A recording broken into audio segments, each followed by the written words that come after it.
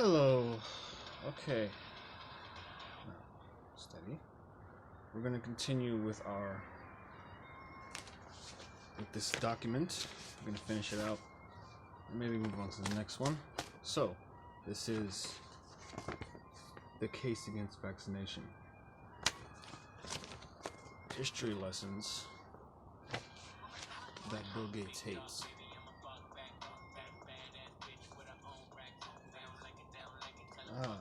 There we go. Okay, what did Jenner do? Did he attempt to stick up for his creed or to prove that he was right? No. He wanted money. He said he was looking forward in the fond hope of enjoying independence.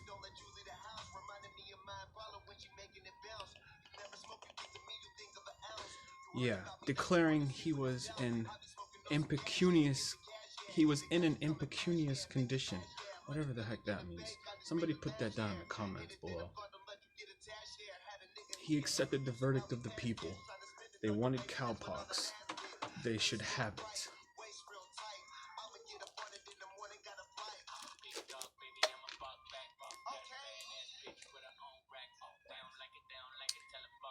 And accordingly, he wrote a third paper and tried to wipe out what he had written before.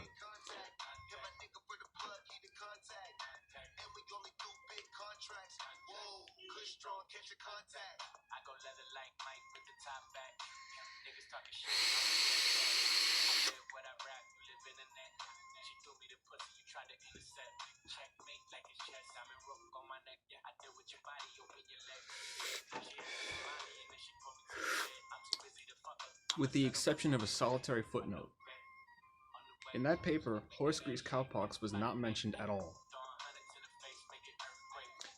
And he fell back on the spontaneous cowpox theory, which he had previously denounced as useless and unprotected.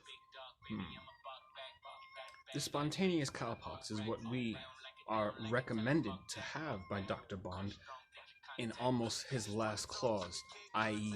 lymph directly from the cow, which is denounced by the discoverer himself as absolutely unprotective against the disease in question.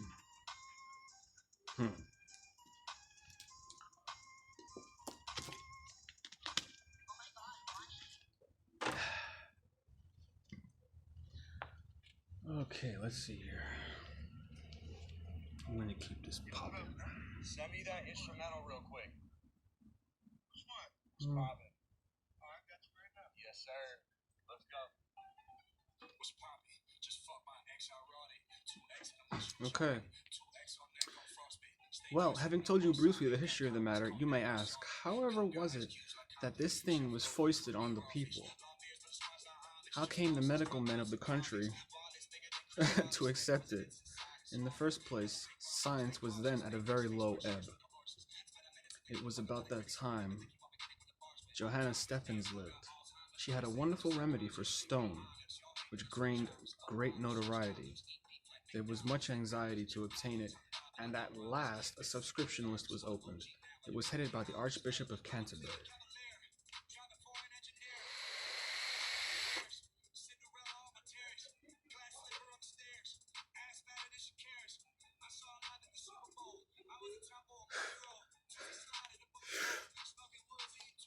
By the Archbishop of Canterbury, and all the leading doctors subscribed. Johanna wanted $5,000 for her recipe. The money was obtained amid the recipe came to light. It ran as follows: My medicines are a powder, a decoction, and a pill. The powder consists of eggshells and snails.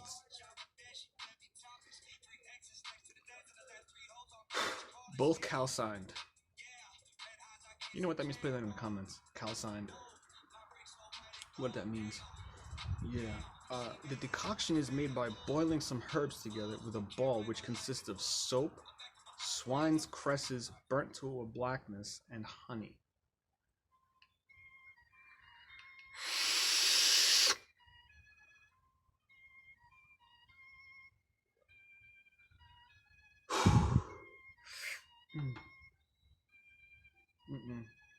I guess things that fake news can do.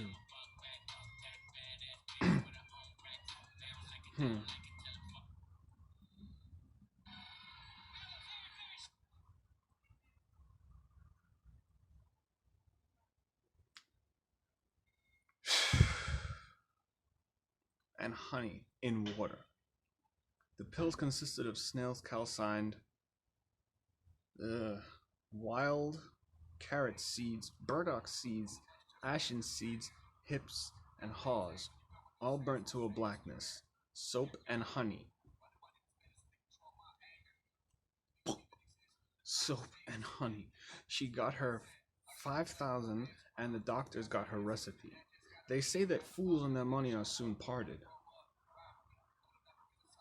I don't begrudge either. Johanna Steffens, the money or the doctors, her recipe. But I don't think any more of the doctors in consequence, and we can't be surprised at their accepting with so little opposition the wonderful recipe of Jenner for smallpox. There was another reason why they accepted it, and that was that the majority of the doctors of that time had never heard of or seen cowpox. Dr. Denham, writing at the time, said the majority had never heard of it.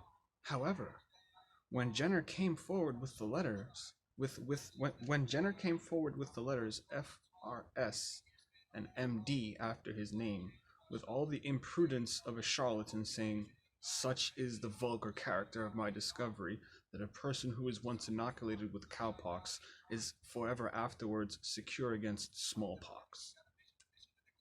The whole of the profession was arrested by the deliberate statement made, for they all bowed down before the golden calf which Nebuchadnezzar the king had set up.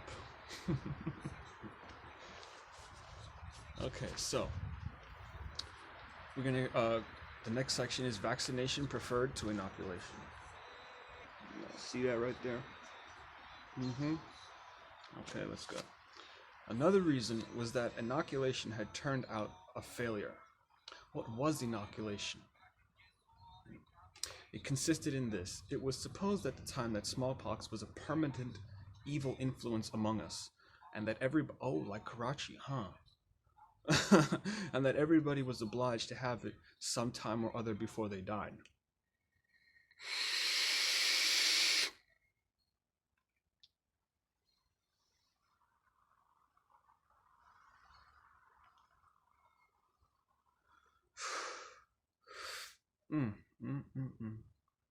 Just like Karachi, man. Just like the flu, just like everything else. Consequently, it was thought, if they could only have the smallpox in a mild form and at a convenient season, it would be nice to have it over. Just as mothers now think that their little ones must have measles, scarlatina, whooping cough, chickenpox, etc.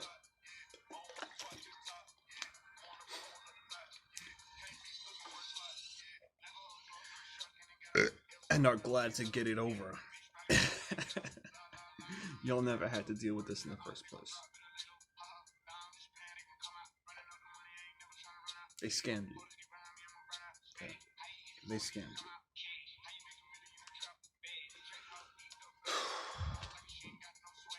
you. It was consequently said, what is more simple? Let us give the people a mild case of smallpox when they are well and able to resist it. This idea, which became popular, first of all originated in India. They had there a smallpox goddess whose name was Mata, and the Hindus used to inoculate themselves with smallpox in order to appease the goddess, fancying that if they did so, and if smallpox came along, they would then have it in a very mild form, or perhaps that Her Majesty would look kindly upon them and they might not have it at all.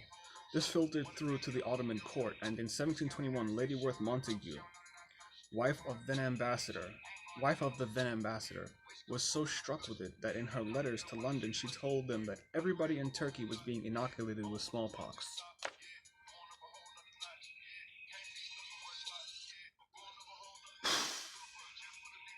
Coming from such a person, and from the very cream of society, the people were taken with it.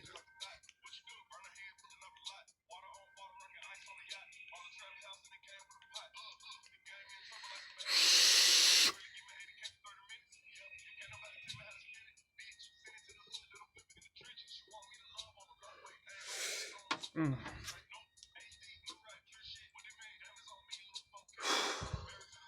It's so easy to lie to people, to lie to the masses. This is why you have to read for yourself. Read certain books. Read books. Be curious. God did not give us the spirit of fear, but truth, love, and a sound mind. So this is not my proof. It's my proof, but it's not of me. So take with it, do with it what you will. Now,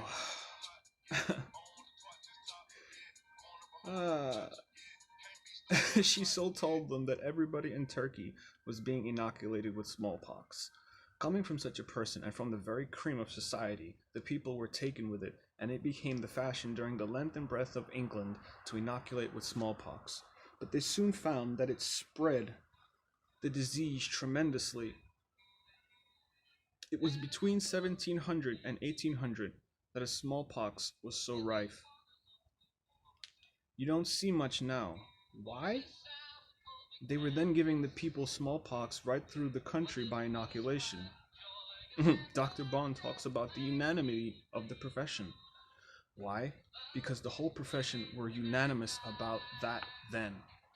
They said inoculation was the thing and it must be done. Are you sure?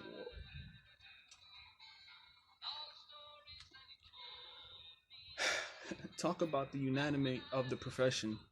That goes for nothing.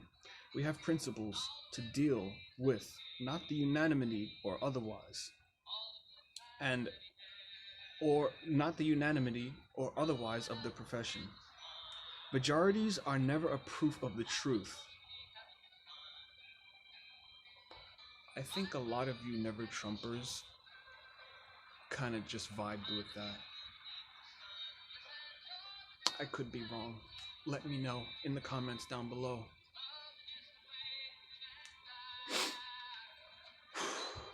Wow, okay. Majorities are never a proof of the truth. The consequence was that smallpox spread. For though a person inoculated might have it mildly, he was able to give it to others much more severely. Keep your inoculated kids, your vaccinated kids, keep them away. Keep them at home. Take responsibility for them. Teach them. Raise them. That's what traditional family values are for. That's why the wife, it's not because we're right-wingers, crazy, whatever. No. And if you can work at home and take care of your kids, men and women could work too. How many of you are working from home right now? Take responsibility for your kids. You enjoyed making them, I bet.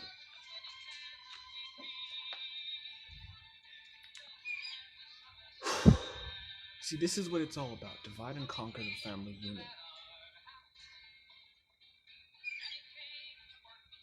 Take them apart piece by piece, decompartmentalize the human being, and gin up things that you can profit off of their suffering. Gin up ways that you can increase their suffering. Anybody Googled adrenochrome lately?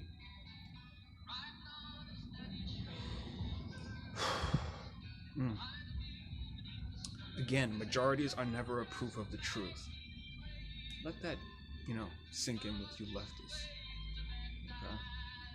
In your echo chambers.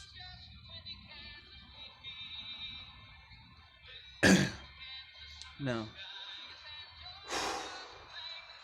Okay. Now, the consequence was that smallpox spread. For smallpox deaths of 42 years before... The consequences were that smallpox spread. For though a person inoculated might have it mild, but he was able to give it to others much more severely. Dr. Luddison, writing in 1806, tells us that whereas infectious, it is certain is that whereas getting staggered, though they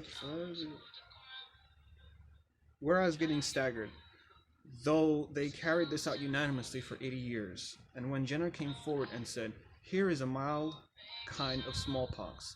It's not infectious. It is certain to stop the smallpox." Why, the doctors fell at once in with it and received it with open arms. The people craved for it, and instead of wanting to get the smallpox over as before, everyone began to cry for the cowpox, which Jenner brought before their notice.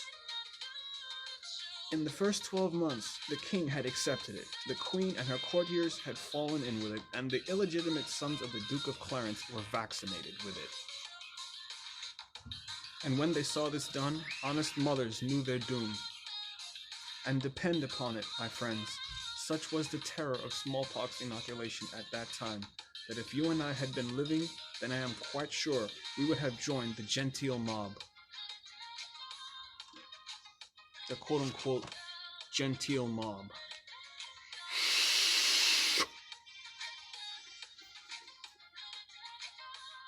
Dragon Energy Patriots. This has always been the fight for our children, for our future, for our nation.